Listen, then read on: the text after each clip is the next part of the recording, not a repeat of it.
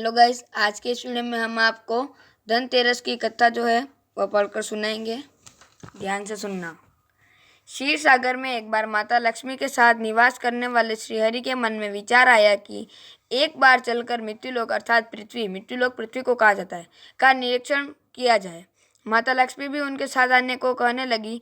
भगवान विष्णु ने कहा, आप मेरे साथ एक ही शर्त पर आ सकती है, आपको मेरी सभी बातों को मानना होगा। माँ लक्ष्मी भगवान विष्णु की बात मानकर धरती पर उनके साथ विचरण करने पहुंच गई।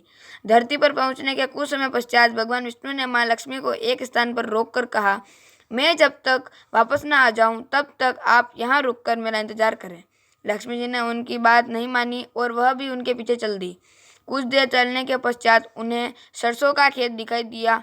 खेत में सुंदर पीले और सरसों के फूल देखकर लक्ष्मी जी अति प्रसन्न हुई।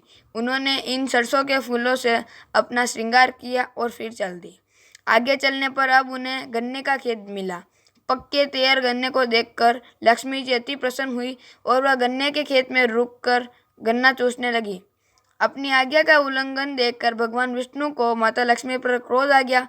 उन्होंने माँ लक्ष्मी को शाप दिया कि तुमने मेरी आज्ञा का उल्लंघन किया, तुमने किसान के खेत से चोरी की है। इन सब के बदले अब तुम्हें 12 वर्षों तक किसान के घर में रहकर उनकी सेवा करनी होगी।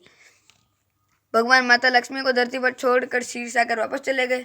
12 वर्षों तक माँ लक्ष्मी ने किसान के घर में रहकर उन्हें धन धान्य से और रत्न आभूषणों से भर दिया। 13वां वर्ष मतलब जो 12 वर्ष पूरे हो गए और 13वां वर्ष लगते ही शाप पूरा हो गया और भगवान विष्णु को देखकर किसान ने लक्ष्मी जी को उनके साथ भेजने से इनकार कर दिया। तब विष्णु जी ने किसान को समझाया कि लक्ष्मी को आज तक कोई नहीं रोक सका है, वह तो चलमान है, आज यहाँ से तो कल वहाँ है।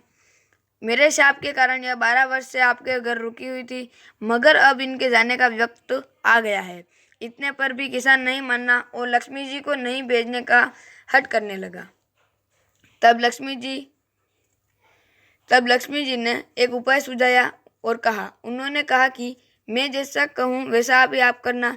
फिर लक्ष्मी जी ने बताया, कल 13 है, तुम अपने घर को साफ सफाई करके उसे लीप पोत कर स्वच्छ रखना।